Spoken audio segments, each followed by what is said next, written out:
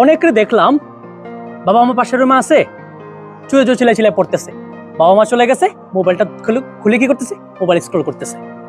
Actually তুমি কাকে ধোকা দিচ্ছ? তোমার বাবা মাকে ধোকা দিচ্ছ, তোমার নিজেকে ধোকা দিচ্ছ। তুমি আজ থেকে 10 বছর পরে গিয়ে বুঝবা অ্যাকচুয়ালি তুমি নিজেকে ধোকা দিচ্ছ। যখন তুমি চাকরি করতে যাবা, তখন যখন তোমার রেজাল্ট লাগবে, তখন তুমি চাকরি করতে পারবা না। তখন তোমার বাবা মা তো বলবে, হ্যাঁ তুমি তো পড়াশোনা করছিলা, এখন তুমি কেন কেন তুমি পারতেছো না।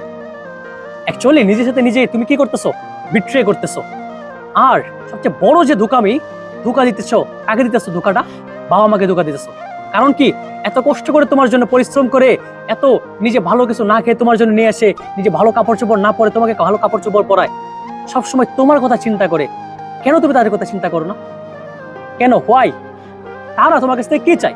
তুমি তাদেরকে কাজ করে খাওয়াও? নো, তারা চাই তুমি যেন জীবনে ভালো একটা কিছু করতে পারো। তারা যেন সম্মানের সাথে বলতে পারে যে আমার ছেলে এটা করে, আমার মেয়ে এটা করে। কথা বুঝতে পারছো আমার? এখনো সময় আছে, 3 মাস সময় আছে হাতের মধ্যে, 3 মাসের চেয়ে বেশি আছে। সময়টাকে প্রপারলি ইউজ করো, দেখবা ইনশাল্লাহ তুমি ভালো রেজাল্ট করবাই। ঠিক আছে?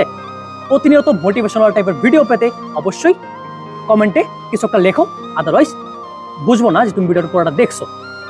ঠিক আছে, দেখা হচ্ছে পরবর্তী ভিডিওতে। আসসালামু আলাইকুম।